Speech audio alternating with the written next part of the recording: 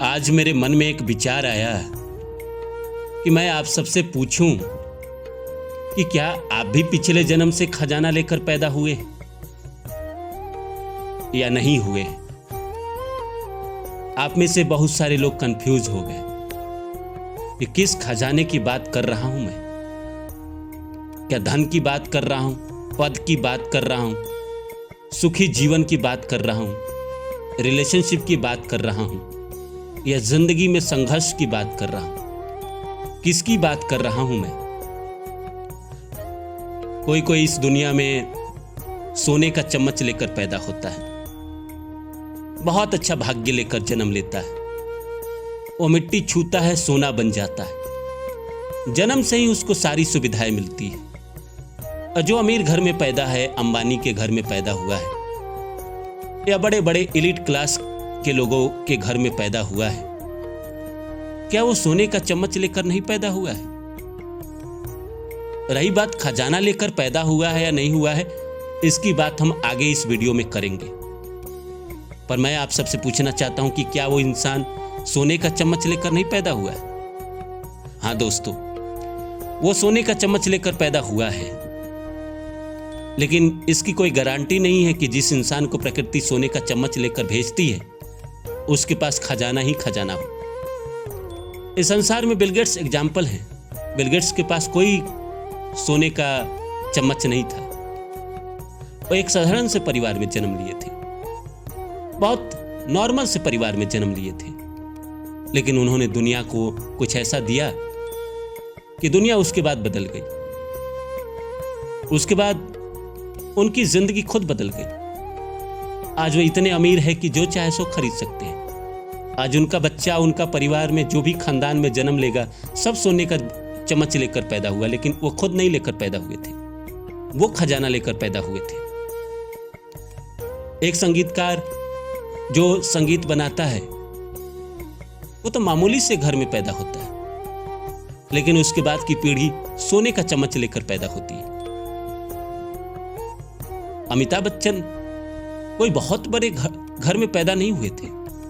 हरिवंश राय बच्चन जी के घर में पैदा हुए थे। माना कि वो कविता करते थे, पर अमीर नहीं थे। बड़े बड़े लोगों से संपर्क थे क्योंकि वो कलाकार थे।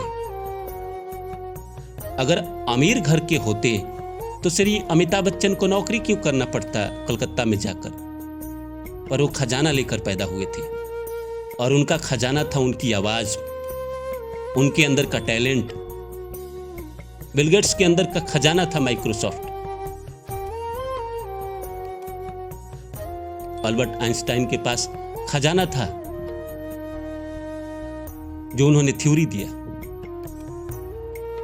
आइंस्टाइन का एक और रूल है कि भाई जिंदगी में आप जो कर रहे हैं वो आपको वापस मिलेगा। न्यूटन का तीसरा लॉ आपको याद है ना, to every action equal and opposite reaction.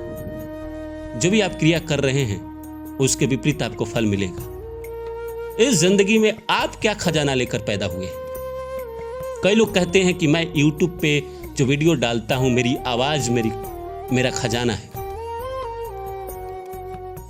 तो आपके अंदर भी ईश्वर ने कोई ना कोई खजाना दिया होगा। माना कि आप अमीर परिवार में जन्म नहीं लिए, आप सोने का चम्मच लेकर नहीं पैदा लिए हैं, पर आपके अंदर भी कोई ना कोई ऐसी टैलेंट होगी जो भगवान ने आपको दिया है। कोई ना कोई ऐसा खजाना होगा आपके अंदर जिसको आप पहचान नहीं पा रहे। क्या है वो। अकेले में बैठिए रात में, आज दीवार में सर को टकाइए,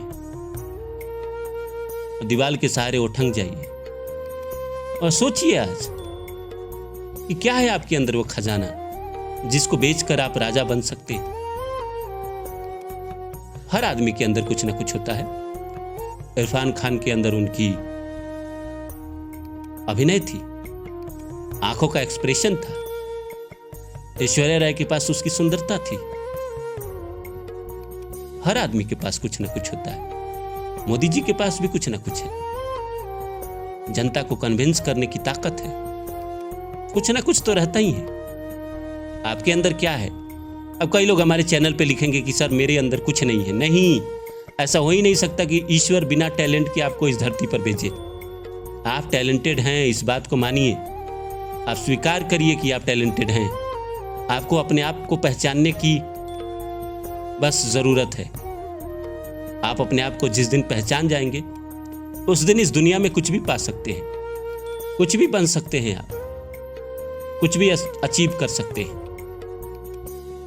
निराश होने की जरूरत नहीं है दोस्तों कि आप सोने का चम्मच नहीं लेकर पैदा हुए। जिन्होंने सोने का चम्मच लेकर पैदा ही ले लिया उसका क्या। सनी देओल के बेटे सोने का चम्मच लेकर पैदा हुए।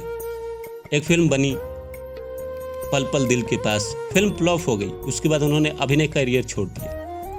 कई लोग कहेंगे कि उनको खाने पीने रहने की दिक्कत नहीं है, नहीं है, लेकिन उनका स्ट्रगल भी उसी लेवल का है। न जाने कितने और भी स्टार किड हैं जिनको अपॉर्चुनिटी तो बहुत मिली पर वो नहीं परफॉर्म कर पाए, नहीं साबित कर पाए। तो उनको सोने का चम्मच प्रकृति तो दिया पर उनके पास कोई खजाना नहीं था। खजाना होता तो बेचकर वो राजा हो जाते।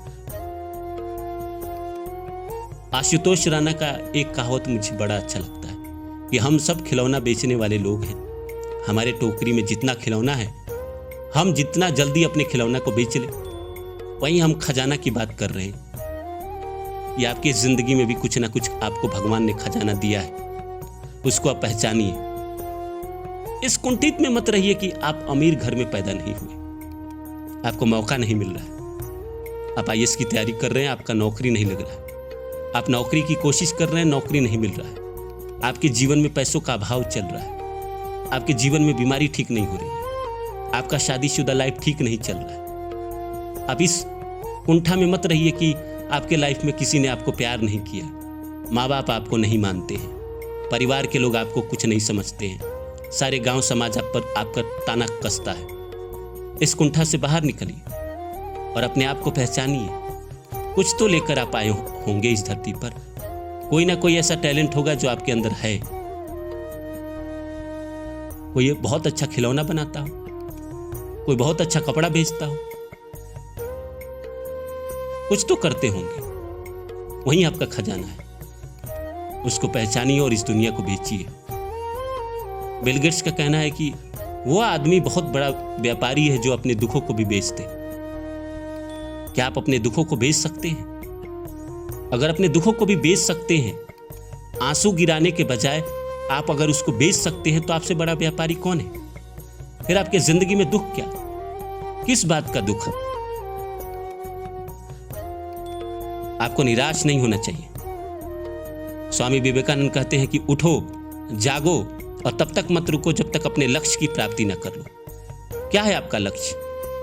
उसको पहचानिए, उसको जानिए और अपने अंदर के टैलेंट को देखिए कि क्या कर सकते हैं आप, क्या खजाना दिया है भगवान ने आपको, और वो काम करिए, आप जरूर सफल हो जाएंगे। हो सकता है कि भगवान ने हमको खिलौने बनाने का टैलेंट दिया हो, पर हम कुछ और काम कर रहे हैं और हमें वो मार्ग नहीं मिल रहा है।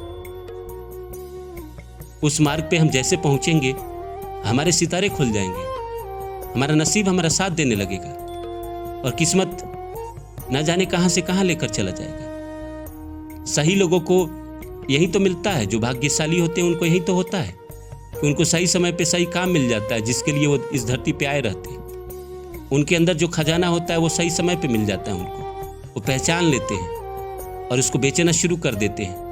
और वक्त आने पर एक समय के बाद वो इतना बेच चुके रहे होते हैं कि वो राजा बन गए रहते हैं। फिर उनके पास कॉन्फिडेंस भी होता है, पैसा होता है तो ऐसे ही कॉन्फिडेंस आ जाता है, चेहरे पे चमक भी आ जाती है, दुनिया ऐसे ही पहचानने लगती है, समाज इज्जत देने लगती है, क्योंकि समाज का एक ही मानना है कि अगर आपके पास पैसे हैं तो आप इज्जत वाले हैं, नहीं है तो आप नहीं हैं।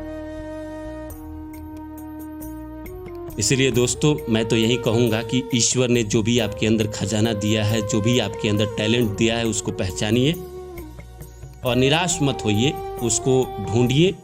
नहीं पता है आपको तो आप बैठिए, सोचिए कि कौन सा ऐसा कर्म है जिसको जब आप करते हैं तो पूरी शिद्दत के साथ करते हैं, वहीं आपका खजाना है।